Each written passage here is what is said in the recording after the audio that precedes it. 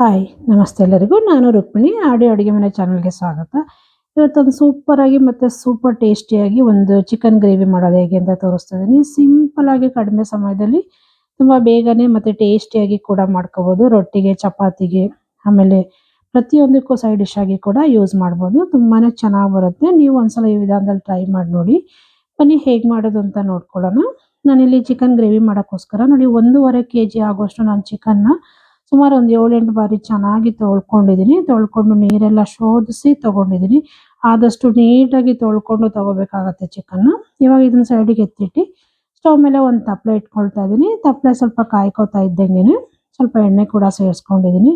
ಎಣ್ಣೆ ಕೂಡ ಬಿಸಿ ಆಗ್ತಾ ಇದ್ದಂಗೆನೆ ನಾನಿಲ್ಲಿ ನೋಡಿ ಮೀಡಿಯಂ ಸೈಜು 5ರಿಂದ 6 ಈರುಳ್ಳಿನ ಉದ್ದುದ್ದ ಕಟ್ ಮಾಡಿ ಸೇರಿಸ್ಕೊಳ್ತಾ ಇದ್ದೀನಿ.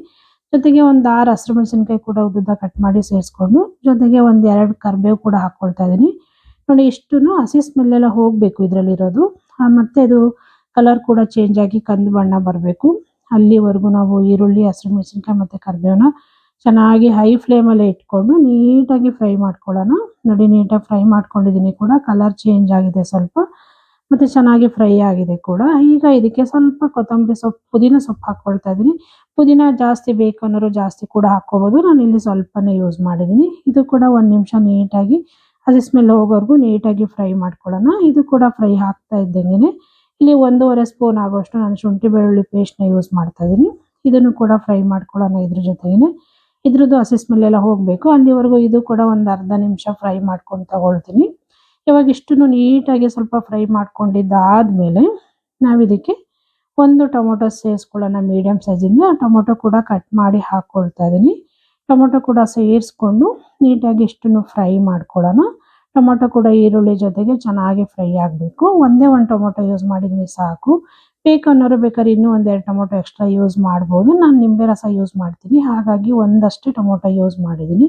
ಇದು ಕೂಡ ಚೆನ್ನಾಗಿ ಫ್ರೈ ಆದಮೇಲೆ ಒಂದು 1/4 ಟೀ ಸ್ಪೂನ್ ಆಗೋಷ್ಟು ಅರಿಶಿನ ಪುಡಿ ಹಾಕ್ಕೊಂಡು ಮತ್ತೆ ಒಂದ್ಸಲ ಏನೋ 1 ನಿಮಿಷ ನೀಟಾಗಿ ಫ್ರೈ ಮಾಡ್ಕೊಳ್ಳೋಣ.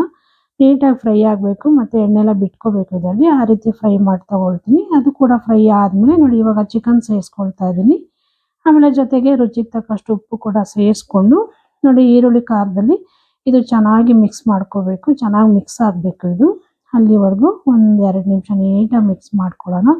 ಚಿಕನ್ಗೆ ಇದು ಈರುಳ್ಳಿ ಖಾರ ಎಲ್ಲ ಚೆನ್ನಾಗಿ ಹಿಡಿಬೇಕು. ಈರುಳ್ಳಿ ಖಾರದಲ್ಲೇ ಸುಮಾರು ಒಂದು 5-6 ನಿಮಿಷ ಇದನ್ನು ಬೇಯಿಸ್ಕೋಬೇಕಾಗತ್ತೆ. ಹಾಗಾಗಿ ನೀಟಾಗಿ ಮಿಕ್ಸ್ ಮಾಡಿಕೊಂಡು ಅದು ಪ್ಲೇಟ್ ಮುಚ್ಚಿಬಿಟ್ಟು ಒಂದು 6 ನಿಮಿಷ ನಾನು ಇದನ್ನು ಮೀಡಿಯಂ ಫ್ಲೇಮಲ್ಲಿ ಬೇಯಿಸ್ಕೊಳ್ತೀನಿ. ಜೊತೆಗೆ ಮಧ್ಯ ತಿರುಗಿಸಿ ಬೇಯಿಸ್ಕೊಂಡಿದ್ದೀನಿ ಕೂಡ. ತೆಗೆದು ತೋರಿಸ್ತಾ ಇದ್ದೀನಿ ನೋಡಿ. ಈ ರೀತಿ ಬೇಯ್ಕೋಬೇಕಿದು. ನೀಟಾಗಿ ಸುಂಡಿದೆ ನೋಡಿ, ಸ್ವಲ್ಪ ನೀರೆಲ್ಲ ಬಿಟ್ಕೊಂಡಿದೆ. ಇಷ್ಟು ಒಂದು 6ರಿಂದ 7 ನಿಮಿಷ ನಾನು ಬೇಯಿಸ್ಕೊಂಡಿದ್ದೀನಿ ಕೂಡ. ಇವಾಗ ನೀಟಾಗಿ ಒಂದ್ಸಲ ತಿರುಗಿಸ್ಕೊಂಡು ನಾನು ಇದಕ್ಕೆ ನೋಡಿ 1.5 ಸ್ಪೂನ್ ಆಗೋಷ್ಟು ನಾನಿಲ್ಲಿ ಚಿಕನ್ ಮಸಾಲ ಯೂಸ್ ಮಾಡ್ತಾ ಇದ್ದೀನಿ. ಜೊತೆಗೆ 1.5 ಸ್ಪೂನ್ ಆಗೋಷ್ಟು ಅಚ್ಚ ಖಾರದ ಪುಡಿ ಯೂಸ್ ಮಾಡ್ಕೊಳ್ತಾ ಇದ್ದೀನಿ. ಜೊತೆಗೆ 1 ಸ್ಪೂನ್ ಧನಿಯಾ ಪುಡಿ ಯೂಸ್ ಮಾಡ್ತಾ ಇದ್ದೀನಿ. ಬೇಕು ಅನ್ನೋರು ಬೇಕಾದ್ರೆ ಇನ್ನೂ ಒಂದು ಸ್ವಲ್ಪ ಧನಿಯಾ ಪೌಡರ್ ಹಾಕ್ಕೋಬೋದು. ನಾನು 1 ಸ್ಪೂನ್ ಅಷ್ಟೇ ಸೇರಿಸ್ಕೊಂಡಿದ್ದೀನಿ. ಆಮೇಲೆ ಒಂದು ಅರ್ಧ ಸ್ಪೂನ್ ಆಗೋಷ್ಟು ಕಾಳು ಮೆಣಸು ಪೌಡರು ನೋಡಿ ಇಷ್ಟನ್ನು ಹಾಕ್ಕೊಂಡು ನೀಟಾಗಿ ಇದನ್ನು ಇನ್ನೊಂದ್ಸಲ ತಿರುಗಿಕೊಂಡು ಮಿಕ್ಸ್ ಮಾಡ್ಕೊಳ್ಳೋಣ. ನೀಟಾಗಿ ಮಿಕ್ಸ್ ಮಾಡ್ಕೋಬೇಕು. ಇಲ್ಲಿ ತೆಂಗಿನಕಾಯಿ ನಾನು ಏನೂ ಹಾಕ್ಕೊಳ್ತಾ ಇಲ್ಲ. ಇಷ್ಟನ್ನೇ ಹಾಕಿ ಸೂಪರಾಗಿ ಸಿಂಪಲ್ಲಾಗಿ ಗ್ರೇವಿ ಮಾಡ್ತಾ ಇದ್ದೀನಿ. ರೊಟ್ಟಿಗಾಗ್ಬೋದು, ಚಪಾತಿಗಾಗ್ಬೋದು, ಮತ್ತು ರೋಟಿಗಾಗ್ಬೋದು, ಎಲ್ಲದಕ್ಕೂ ಆಗುತ್ತೆ. ನೋಡಿ ನೀಟಾಗಿ ಮಿಕ್ಸ್ ಮಾಡ್ಕೊಂಡಿದ್ದಾಗಿದೆ ಈಗ. ಇವಾಗ ಇದಕ್ಕೆ 1 ಗ್ಲಾಸ್ ಆಗೋಷ್ಟು ನೀರು ಸೇರಿಸ್ಕೊಳ್ತಾ ಇದ್ದೀನಿ. ನಾನು ಗ್ರೇವಿ ಮಾಡ್ತಾ ಇರೋದ್ರಿಂದ ತುಂಬ ತೆಳ್ಳಗೆ ಮಾಡೋ ಅವಶ್ಯಕತೆ ಇಲ್ಲ. ಸ್ವಲ್ಪ ಗಟ್ಟಿಗೆ ಮಾಡ್ಕೊಳ್ತೀನಿ. ಇದು ಅನ್ನಕ್ಕೂ ಕೂಡ ಯೂಸ್ ಆಗುತ್ತೆ. ನೋಡಿ ಇವಾಗ ನೀರು ಕೂಡ ಸೇರಿಸ್ಕೊಂಡು ನೀಟಾಗಿ ತಿರುಗಿಸ್ಕೊಂಡು ಇನ್ನೂ ಒಂದು 5 ನಿಮಿಷ ನಾನು ಪ್ಲೇಟ್ ಮುಚ್ಚಿಬಿಟ್ಟು ಇದನ್ನು ಬೇಯಿಸ್ಕೊಳ್ತೀನಿ. ಟೋಟಲಿ ಒಂದು 20-25 ನಿಮಿಷದಲ್ಲೆಲ್ಲ ಚಿಕನ್ ಗ್ರೇವಿ ರೆಡಿ ಆಗಿಬಿಡುತ್ತೆ. ನೋಡಿ ತೆಗೆದು ತೋರಿಸ್ತಾ ಇದ್ದೀನಿ. ಚೆನ್ನಾಗಿ ಬೆಂದಿದೆ ಕೂಡ. ಒಂದು 20-22 ನಿಮಿಷ ಆಯಿತು ನಾನು ಇದು ಮಾಡೋ ಹೊತ್ತಿಗೆ. ನೋಡಿ ಸೂಪರಾಗಿ ರೆಡಿಯಾಗಿದೆ. ಗ್ರೇವಿ ಕೂಡ ಎಷ್ಟು ಚೆನ್ನಾಗಿ ಕಾಣಿಸ್ತಾ ಇದೆ ಕೂಡ. ಎಣ್ಣೆ ಕೂಡ ಬಿಟ್ಕೊಂಡಿದೆ ನೋಡಿ. ಚೆನ್ನಾಗಿ ಚಿಕನ್ ಕೂಡ ಬೆಂದಿದೆ ನೋಡಿ. ಇದು ತಣ್ಣಗಾದ್ಮೇಲೆ ಗ್ರೇವಿ ಇನ್ನೂ ಸ್ವಲ್ಪ ಗಟ್ಟಿ ಆಗುತ್ತೆ ನೋಡಿ. ಇವಾಗ ಇದು ತಿರುಗಿಸ್ಕೊಂಡು ಫೈನಲಿ ರೆಡಿ ಆಗಿದೆ. ಕೊತ್ತಂಬರಿ ಸೊಪ್ಪು ಉದುರಿಸ್ಕೊಂಡು ಒಂದು ಅರ್ಧ ನಿಂಬೆ ರಸನ ಹಾಕ್ಕೊಳ್ತೀನಿ. ಹಾಕ್ಕೊಂಡು 1 ನಿಮಿಷ ಇದನ್ನು ತಿರುಗಿಸ್ಕೊಂಡು ಸ್ಟವ್ ಆಫ್ ಮಾಡ್ಕೊಂಡ್ಬಿಡೋಣ. ನೋಡಿ ಇಷ್ಟೇ, ಇದು ಸೂಪರ್ ಆದಂತಹ ಚಿಕನ್ ಗ್ರೇವಿ ರೆಡಿ ಆಗಿದೆ. ಪ್ರತಿಯೊಂದಕ್ಕೂ ಸೂಪರ್ ಕಾಂಬಿನೇಷನು. ಲಿಡ್ ಮುಚ್ಚಿಬಿಟ್ಟು ಒಂದು 5 ನಿಮಿಷ ಇಟ್ಟು ಆಮೇಲೆ ನಾನು ಸರ್ವ್ ಮಾಡಿ ತೋರಿಸ್ತೀನಿ. ಇಷ್ಟೇ ನೋಡಿ. ಈ ರೆಸಿಪಿ ನಿಮಗೆಲ್ಲ ಇಷ್ಟ ಆಯಿತು ಅಂದ್ಕೊಳ್ತೀನಿ. ಇಷ್ಟ ಆದರೆ ದಯವಿಟ್ಟು ಶೇರ್ ಮಾಡಿ, ಲೈಕ್ ಮಾಡಿ, ಸಬ್ಸ್ಕ್ರೈಬ್ ಮಾಡ್ಕೊಳ್ಳಿ. ಹಾಗೆ ಪಕ್ಕದಲ್ಲಿರೋ ಬೆಲ್ ಐಕನ್ ಕೂಡ ಕ್ಲಿಕ್ ಮಾಡಿ ಅಂತ ಕೇಳ್ಕೊಳ್ತೀನಿ. ನಾನು ಯಾವುದೇ ವಿಡಿಯೋ ಹಾಕಿದ್ರು ನಿಮಗೆ ನೋಟಿಫಿಕೇಶನ್ ಬರುತ್ತೆ.